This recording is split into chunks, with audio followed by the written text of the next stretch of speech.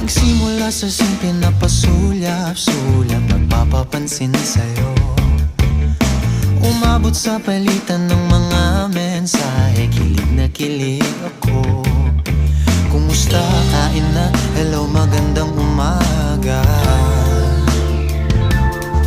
Ingat ka, pahinga, huwag kang masyadong magpupuyat pa.